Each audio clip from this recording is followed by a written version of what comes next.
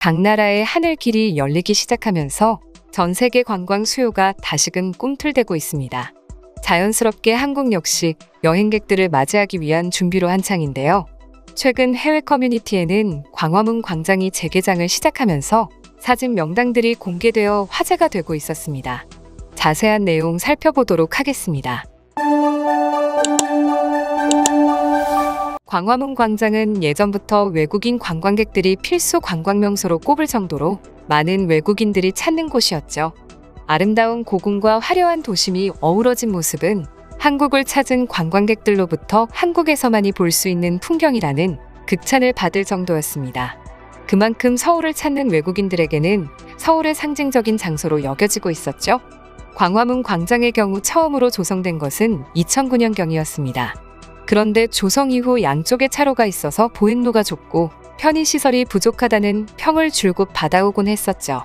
그렇게 몇 년 전부터 착수된 재구조화 작업을 통해 최근 새롭게 재탄생해 우리나라 사람들을 비롯해 외국인들에게도 호평을 받고 있습니다. 외국인들이 특히나 이번에 바뀐 광화문 광장을 좋아하는 것은 도심에서는 쉽게 찾아볼 수 없는 녹지가 가득한 도심 속의 거대한 공원 같은 모습 때문이라고 하는데요. 실제로 기존 광장의 서쪽 차로를 없애 광장이 총면적이 무려 2.1배로 넓어졌다고 합니다. 게다가 녹지의 경우는 광장 전체 면적의 4분의 1 수준으로 무려 3배 이상 늘어났죠. 그에 따라 키 큰 나무 300그루를 포함해 나무 5천여 그루를 광장 곳곳에 심어 그늘을 만들게 되었습니다. 또한 쉬어갈 수 있는 공간이 광장 곳곳에 만들어졌고 세종대왕 동상 앞과 세종문화회관 중앙계단 앞은 행사를 열 수 있는 놀이마당으로 조성되었죠. 청계천 방명 광장 초입에 있는 광화문 계단 역시 지형 단차를 이용해 녹지와 휴식 공간을 마련되며 아름다움을 더했습니다. 최근에는 해외 커뮤니티에서 새롭게 재개장된 광화문을 즐길 수 있는 사진 명소가 소개되면서 한국을 여행하려는 외국인 관광객들의 관심을 한몸에 받기도 했습니다. 커뮤니티에 소개된 사진 명당은 총 8곳으로 서울시에서 직접 선정한 것이라고 합니다. 첫 번째는 광장숲에서 바라본 이순신 장군상이었습니다. 이순신 장군상은 예전부터 유명한 포토존으로 최근 재개장된 광장숲에서는 나뭇가지 사이로 이순신 장군 옆모습, 명량분수, 멀리 광화문까지 한 컷에 담을 수 있다고 합니다. 둘째로는 세종문화회관 앞 터널 분수 안에서 광화문과 숲을 찍는 사진입니다. 터널 분수의 경우 77개의 물줄기가 만들어내는 77개 아치가 장관을 이룬다고 하는데요. 특히나 저녁에는 왼쪽 바닥에 은하수 조명과 함께 오른쪽 캐치마당 벽면에 미디어 아트가 펼쳐져 사진 찍기 더욱 좋다고 합니다. 셋째, 광화문 광장 곳곳에 숨겨진 훈민정음 글자입니다. 외국인들에게 특히나 인기 있다고 하는데요. 몇몇 글자는 바닥이나 테이블 같은 시설물 모양에 맞춰 숨겨져 있으며 저녁에만 나타나는 글자도 있어 모든 글자를 찾아 인증샷을 찍는 것이죠. 네 번째는 시간의 정원이었습니다. 시간의 정원에서는 광화문의 과거 모습을 직접 체험할 수 있는데요. 이곳에선 광화문과 북악산을 배경으로 문화재 발굴 조사 중 드러난 사원부터 조선시대 육조거리에 있던 배수로와 우물 등을 함께 사진 찍을 수 있다고 합니다. 다섯 번째는 역사물길을 따라 광화문을 배경으로 사진 찍는 것입니다. 특히나 역사물길 뒤 푸른 나무들이 좋은 배경이 된다고 합니다. 여섯 번째는 이순신 장군상 옆 바닥 한글 분수입니다. 특히나 이곳에서는 세계적으로 인기를 끌었던 오징어 게임의 상징적인 로고인 동그라미 세모 네모를 찾을 수 있었는데요. 재밌는 것은 이는 드라마보다 이전에 디자인된 것으로 한글 창제 원리인 천지인을 상징한다고 합니다. 그런데 오징어 게임의 인기가 상승하면서 외국인들이 오히려 이곳을 더 찾고 있는 것이죠. 일곱 번째는 팽나무입니다. 사실 평범한 팽나무였지만 최근 전 세계 넷플릭스에서 큰 인기를 끈 드라마 이상한 변호사 우영우에 나와 유명해졌다고 하는데요. 지금도 열린마당에 심어진 총 8그루의 팽나무 앞에는 드라마 촬영지를 구경하러 온 외국인들의 발길이 끊이질 않는다고 합니다. 마지막으론 해가 진 뒤에는 해치마당과 세종문화회관, KT사옥 등 주변 건물 외벽에서 펼쳐지는 미디어 아트였습니다. 이곳은 매일 저녁 8시, 11시에 작품을 바꿔가며 미디어 아트 전시를 진행하고 있는데요. 광화문의 예스러운 풍경과 묘하게 어울리는 현대적인 모습에 많은 외국인들이 극찬을 아끼지 않는다고 합니다.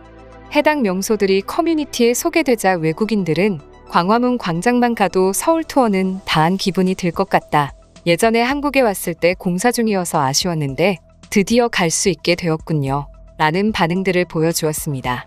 특히나 외국인들이 변화된 광화문의 모습을 보면서 놀라워하는 이유에는 서울이 빠르게 변화하고 있다는 이유도 있었는데요.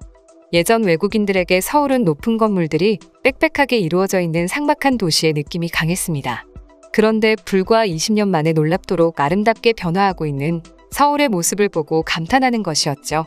실제로 이제 서울은 단순히 기술력이 넘치는 도시를 넘어 전 세계 어떤 도시와 비교해도 견줄 수 있는 아름다운 고궁들과 숲, 그리고 드넓은 한강과 공원 등을 보유한 나라로 외국인들에게 알려지고 있습니다. 커뮤니티에도 다양한 서울의 아름다운 풍경에 대해 얘기하는 사람들이 많았는데요. 그럼 지금부터 관련 내용을 보고 외국인들은 어떤 다양한 반응들을 보여주고 있는지 더욱 자세히 알아보도록 하겠습니다. 지난 20년 동안 서울이 도시를 아름답게 가꾸는 모든 진전을 보는 것은 정말 고무적입니다. 서울은 결코 그림 같은 도시로 알려져 있지 않았지만 점점 더 퍼지고 있는 도시의 아름다움을 획득했다고 생각합니다. 나는 새로이 재개장된 광화문 광장이 더 보행자 친화적이라고 확신하지만 순전히 시각적인 관점에서 볼 때 이전의 대칭 레이아웃을 훨씬 선호합니다. 실제로 광장에 직접 가보면 새 것이 10배 더 좋습니다. SNS 사진에서 보이는 것보다 실제 경험이 더 중요합니다. 저도 처음 실제로 갔을 때 너무도 아름답고 좋은 것들이 많아서 깜짝 놀랐어요. 서울의 도시 개편은 아름다운 것입니다. 한국에도 분명 많은 문제가 있지만 이러한 발전이 국민에게 이익이 되는 것을 보는 것은 멋진 일이라고 생각해요. 한국은 착실하게 변화를 추구하고 있습니다. 공감합니다. 그 어떤 도시도 문제점이 없을 수는 없죠. 하지만 한국만큼 빠르게 변화하고 문제점을 해결하려는 나라는 없다고 생각해요. 개인적으로 한강공원 다음으로 좋아하는 것이 광화문 광장입니다. 한국은 어느 순간부터 자연과 친화적인 모습으로 바뀌어가고 있는 것 같아요. 한국이 더 많은 열린 공간을 만들고 특정 영역을 더 유용하고 사람 중심적으로 만들려고 하는 것은 좋은 일입니다. 예전에는 사람들이 사용할 수 있는 녹색이나 벤치가 더 없는 것이 조금 아쉬웠었는데 많이 개선된 것 같아서 보기 좋습니다. 정말 좋아 보이네요. 청계천과 광화문 광장 지역이 더 잘 연결될 것 같아요. 하지만 청계천에서 더 쉽게 접근할 수 있도록 광장의 동쪽으로 뒤집었으면 좋겠어요. 광화문 광장의 도로폭이 좁아질수록 서대문, 은평 등 서북부 지역의 교통체증이 심화되지 않을까 걱정입니다. 한국의 교통체증은 굉장히 심한 편이에요. 도로가 많을수록 도로를 채우기 위해 더 많은 자동차가 운전할 것입니다. 그래서 도로를 하나 없앤 것은 오히려 불행한 것이 아니라 필요한 것입니다. 그것이 자연을 위해서도 보행자를 위해서도 더욱 좋은 방향이라고 생각합니다. 이번에 청와대를 개방하면서 꼭 가야 할 곳으로 체크해 두었는데 이번에 광화문까지 재개장되다니 서울에 가면 갈 곳들이 계속 늘어 기분이 좋네요. 여행 기간을 더 늘려야 하는 것이 아닐까 걱정이 될 정도예요.